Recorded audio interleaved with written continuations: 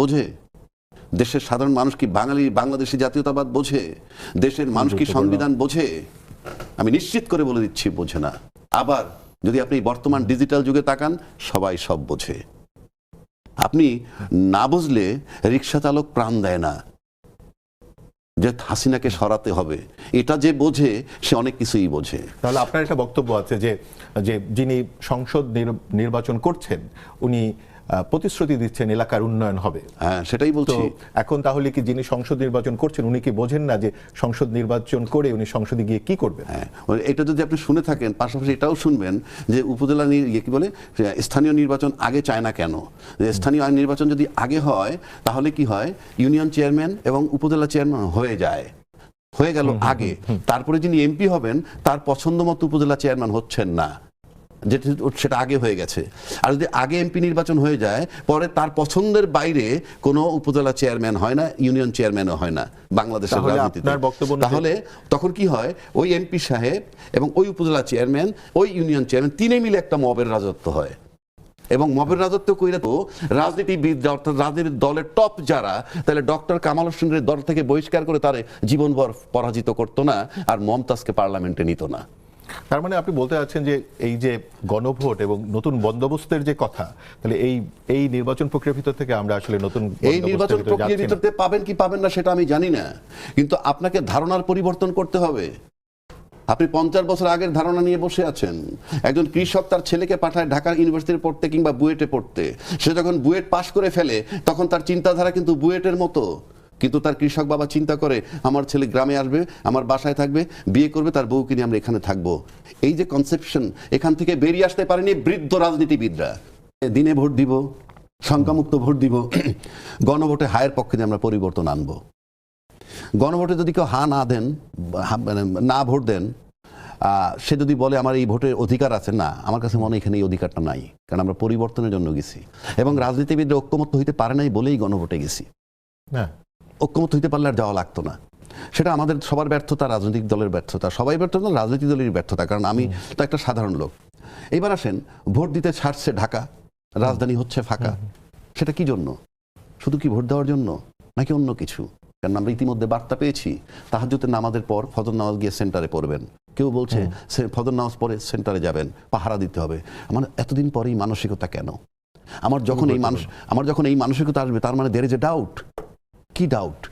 What ever the doubt is, থাকবে কেন? আমি যাব ভোট দিতে, আমার 7:30 থেকে 4:30 পর্যন্ত ভোট, আমার যখন মন চায় তখন আরাম আয়েশের সাথে হাঁটতে হাঁটতে গিয়ে ভোটটা দিয়ে চলে আসবো। ভোট সেন্টার পাহারা দেওয়ার প্রশ্ন আসতেছে কেন? তার মানে হচ্ছে এই পরিবেশ পরিস্থিতি একেবারে গ্রহণযোগ্য নয়। তাহলে আপনি দিবেন কেন? 1, 2, তাহলে আপনি যদি ভোট সেন্টার পাহারা দেন, প্রশাসনের কাজ কি? প্রশাসন বলতে ইসি, কারণ এই নির্বাহী প্রশাসনটাই ইসির আন্ডারে। তাহলে প্রশাসনের কাজ কি? এ পর্যন্ত প্রশাসন একবারও বলেছে আপনাদের ভোট সেন্টারে পাহারা দিতে যেতে হবে না? যে আপনারা, খুবই গুরুত্বপূর্ণ।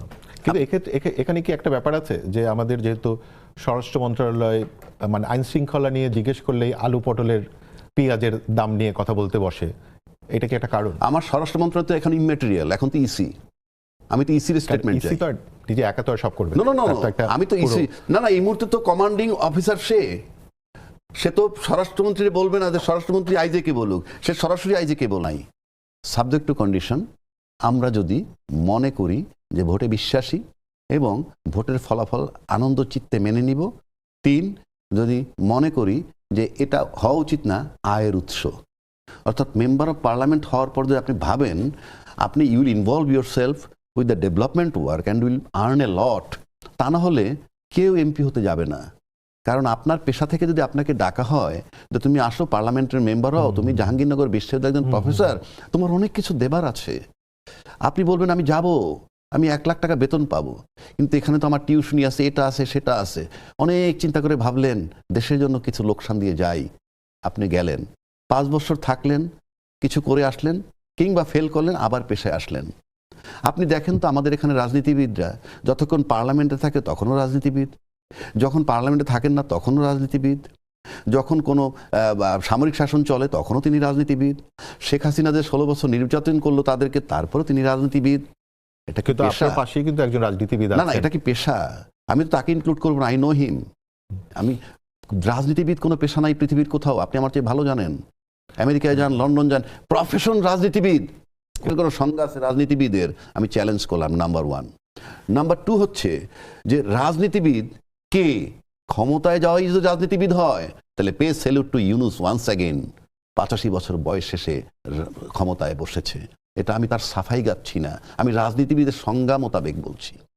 আপনি যদি জানেন যে পার্লামেন্টের মেম্বারের কাজ কি, 53 বছর যাবৎ বাংলাদেশের এমপিরা জনগণের সাথে প্রতারণা করতেছে এবং সংবিধান ভায়োলেট করে আসতেছে।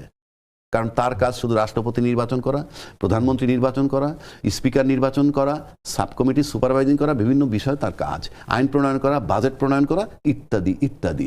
পার্লামেন্ট আইন প্রণয়ন করে যখন নারী নির্যাতন আইন একভাবে অনুযায়ী, অর্থাৎ একটা আসনের যতগুলো সেন্টার, একটা সেন্টারে যদি কোনো মব হয় তাহলে ওই আসনের নির্বাচনটা স্থগিত হয়ে যাবে। তাহলে টোটাল বাংলাদেশের নির্বাচন স্থগিত করতে হইলে জাস্ট 300 মব দরকার, মানে 300টা আসনে 300 মব দরকার, এবং 300 মব কিন্তু এনাফ, এবং করাটা খুব কঠিন কাজ না।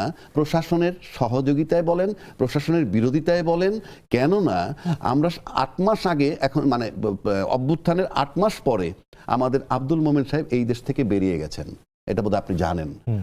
এবং সে তার পরচুলা নাই, কিছু দাঁড়িয়ে আছে, সুন্দর দেখতে, ভালো লাগতেছে, এবং অকপটে সে সত্য কথাগুলা বলছে। তিনি বলছেন আমি 6 বার সিম বদল করেছি, তিনি বলছেন আমি 5 বার বাসা বদল করেছি, আমি প্রশাসনের সহযোগিতায় বেরিয়ে আসছি। তার মানে 6 বার যে সিম বদল করছে সেই নাম্বার ওনার কাছে ছিল না, আমার কাছে ছিল না, আপনার কাছে ছিল না, ইউনুস সাহেবের কাছেও ছিল না, প্রশাসনের কাছে ছিল। বাসা বদলের ঠিকানা প্রশাসনের কাছে ছিল। তাই সেই প্রশাসন তো ফেসিজমের পক্ষে যখন তখনও কাজ করতেছে, এখনো যে করে না আমি কিভাবে বুঝবো? তাহলে এই নির্বাচন বাতিল করার জন্য সেই প্রশাসন এখনো আছে, সেই ফেসিজমের লোকগুলো বাংলাদেশে আছে, এবং প্রশাসনের যেগুলো পালিয়ে গেছে, জ্যান্ত জেনারেল পালিয়ে গেছেন, ডিআইজি পালিয়ে গেছেন, অনেক পুলিশ অফিসার পালিয়ে গেছেন, রাজনীতিবিদ পালিয়ে গেছেন, শেখ হাসিনা স্বয়ং পালিয়ে আছেন, তাদের সাথে যে যোগাযোগ থাকবে না আমরা কেমনে বুঝবো? 300 মব করা কি খুব কঠিন কিছু? সে বিষয়ে আদৌ কিছু বলছেন না। 1, 2 আসেন 8,000 সেন্টার খুব ঝুঁকিপূর্ণ, আইজিপিও বলছেন, এবং 16,000 কম ঝুঁকিপূর্ণ। 16 আর 8 24,000 সেন্টার। 24,000 সেন্টার যখন আপনি ইন অ্যাডভান্স ঝুঁকিপূর্ণ, 8,000 খুব ঝুঁকিপূর্ণ। আমি তো মাত্র 300 সেন্টারের কথা বললাম। 300 সেন্টারে মব হইলে নির্বাচন বাতিল।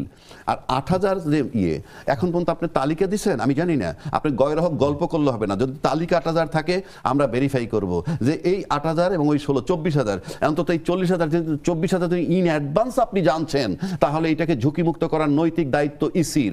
ইসি মিন্স প্রশাসন এবং আইজিপির, এবং সেটা যদি আপনার করতে না, আপনাকে আপনি তো জানেন ইন অ্যাডভান্স, আপনি তো বলছেন 8,000 সেন্টার ঝুঁকিপূর্ণ, আপনি তো জানতেছেন, তাই না জানলে অন্য কথা। অধ্যাপক পাভেলরা তো তারপরে মনে করছেন যে নির্বাচনটা হওয়াটাই জরুরি, কিন্তু নির্বাচন হওয়ার পরেও যদি নির্বাচন হয় সেটা কতটা মানে সফল? আমি নির্বাচন হওয়া তো ঠিক আছে, কিন্তু আপনি যে এটা ঝুঁকিপূর্ণ বলতেছেন, এতদিন তাহলে কি করছেন আপনি? এখন পিক আওয়ার, এখন সব শেষ টাইমে এসে যখন বলতেন ঝুঁকিপূর্ণ, তাহলে কি রেজাল্টটা কি দাঁড়ায়? আজ সেন্টার ঝুঁকিপূর্ণ, তারপরে সেন্টার আমাদেরকে যাইতে হবে যাতে সেন্টারে কারচুপি না হয়, এই সব কিছু মিলে আমি তো একটা কিরকম গন্ধ পাচ্ছি।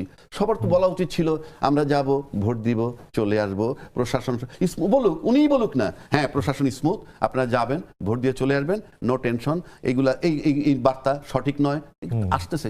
আমি তো ভাই ক্লিয়ার হইতে হবে একটা জিনিস, শুধুমাত্র নির্বাচন করবেন এই কারণে, এই নির্বাচনের পরে কি হবে, আপনি এই নির্বাচনের পরে কি হবে সেটাও আপনাকে মাথায় রাখতে হবে। অবশ্যই মাথায় রাখতে হবে, কারণ তখন অনেকটা আলাদা।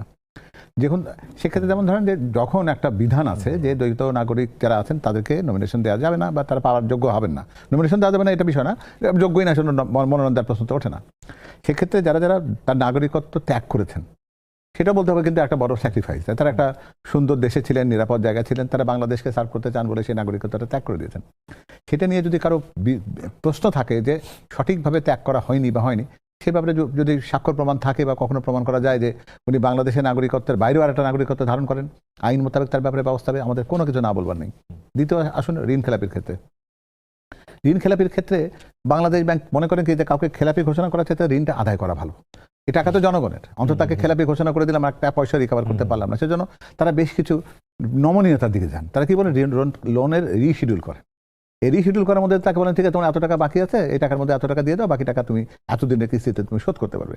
আইন যখন এরকম সুযোগ তৈরি করে দেয় কোনো ক্ষেত্রে, সেই সুযোগ নেওয়ার ক্ষেত্রে আপনি এটাকে অনৈতিক বলতে পারবেন না, কারণ এটা আপনি তো নিয়মের মধ্যে আছেন, নীতির মধ্যেই আছেন, কারণ আইন তো নীতির কথাই বলে। সে সুযোগটা নেয় আর কি, সেটা রাজনীতিক দলের ক্ষেত্রে তাই, সেটা নির্বাচন করতেও পারছেন না। হ্যাঁ, সেটা সেক্ষেত্রে তো আমরা তো বলি না যে এটা, সেক্ষেত্রে দল তো তার জন্য ক্ষতিগ্রস্ত হয়েছে। উনি নির্বাচন করলে হয়তো সেরকম আসনটা আমাদের জন্য আসতো। সুতরাং আমরা তো এই জায়গায় কোনো চিৎকারও করতে চাই না, কারণ আইনের ভাষায় যখন সেখানে তাকে বলা হয়েছে যে তিনি এটার জন্য যোগ্য নন, ফাইন, কোনো সমস্যা নেই। কিন্তু এই যে সংশ্লিষ্ট ব্যক্তিদের যে নিরপেক্ষতা নিয়েও, হ্যাঁ, এই নিরপেক্ষতা নিয়ে কথাটা একটু বলি। সেটা হলো দেখুন, নির্বাচন পর্যবেক্ষকের মধ্যে প্রায় আপনারা 55,000-এর মতো নিরপেক্ষ পর্যবেক্ষক নিয়োগ দিয়েছেন। এখানে পাশা নামে একটি প্রতিষ্ঠানেরই বোধহয় 1000 একটা এরকম আছে, এবং তাদের খোঁজ পাওয়া গেল যে কোন একটা জায়গায় সিলেট বিভাগে কোন একটা ছোট্ট একটা ঘরের ভিতরে আছে।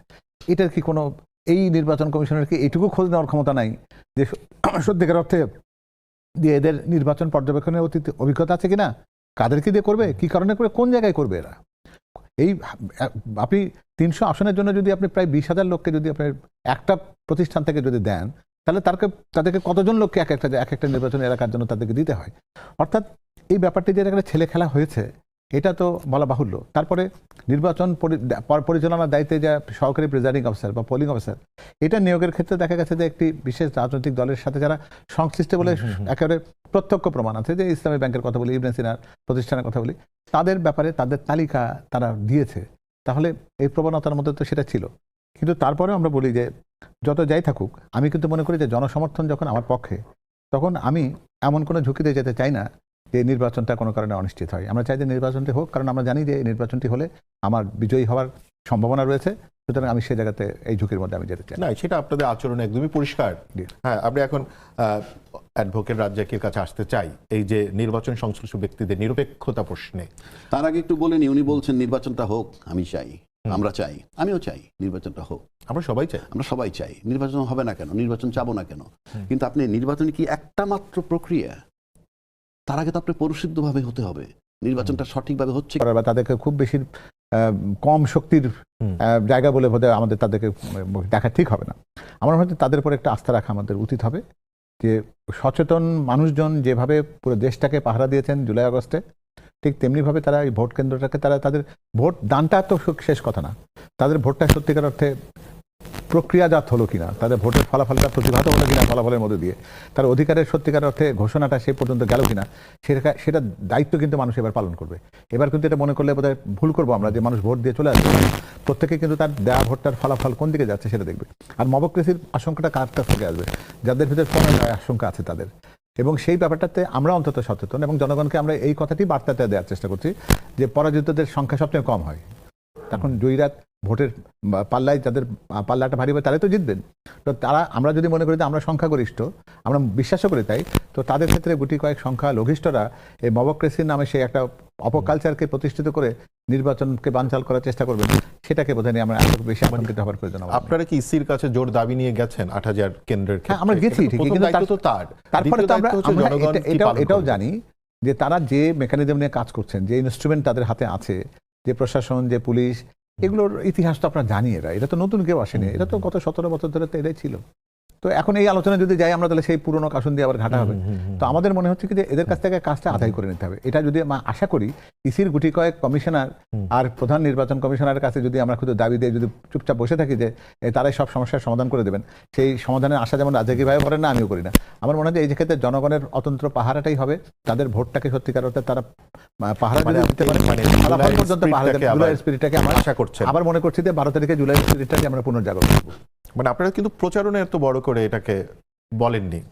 তো আমরা তারপরেও হচ্ছে, মানে আমি এখন চলে যাব হচ্ছে অ্যাডভোকেট আবু হেনা রাজ্জাকির কাছে, যে আপনি যে প্রশ্ন উত্থাপন করলেন রাজ্জাকি ভাই, এবং এই যে সংশ্লিষ্টতা, 8,000 কেন্দ্রের যে নিরাপত্তাহীনতা, এবং একই সাথে আরেকটা বিষয় আছে, সেটা হচ্ছে পর্যবেক্ষক, বিতর্কিত পর্যবেক্ষক, এই সব কিছু। এবং এখানে আরেকটা যুক্ত করে দেয় আপনার আলোচনার জন্য আমি এইখানেই, ভারত এখনো পর্যন্ত পরিষ্কার করেননি তার পর্যবেক্ষক কারা কারা হচ্ছেন, যেহেতু তারা আমাদের একদম নেইবারিং কান্ট্রি।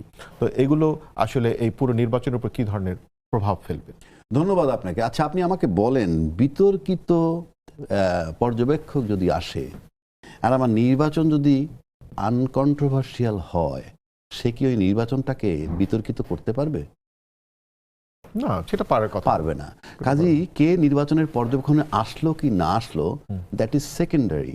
বাট প্রাইমারি যেগুলো আমরা আলোচনা করলাম, যেই আলোচনাগুলো এতক্ষণ হইল, সেগুলোই তো কন্ট্রোভার্সিয়াল।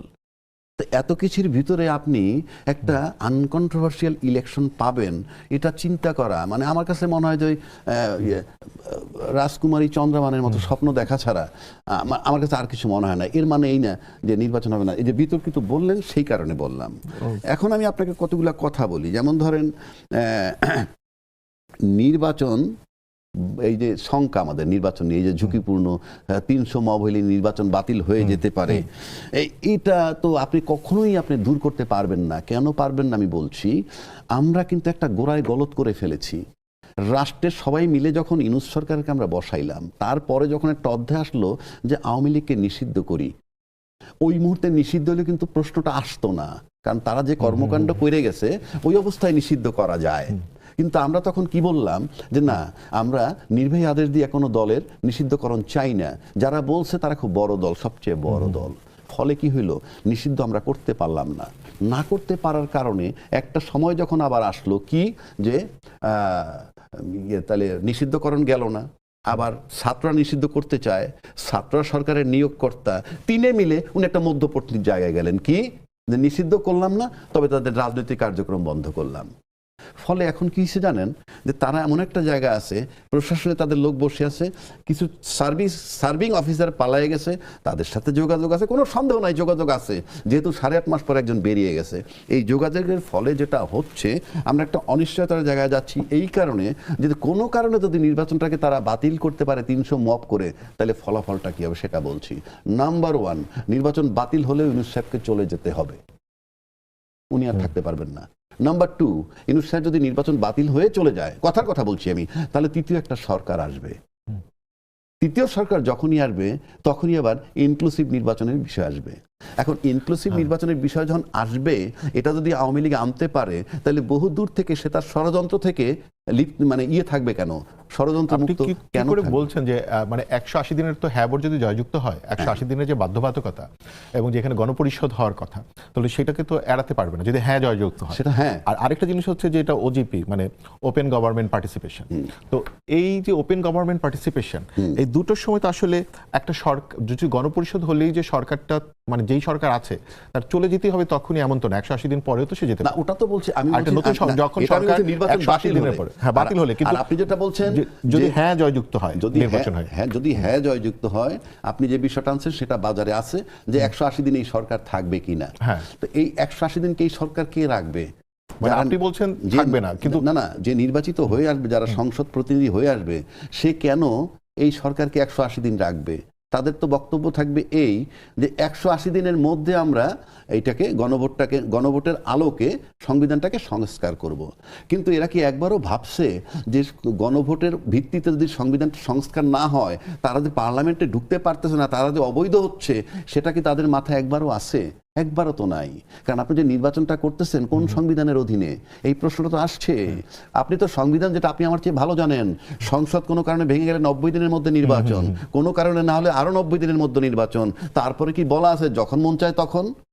আমরা এই প্রশ্ন নিয়ে আবারও আসবো। এর সাথে আমরা ফিরবো অ্যাডভোকেট আবু হেনা রাজ্জাকির কাছেই বিরতির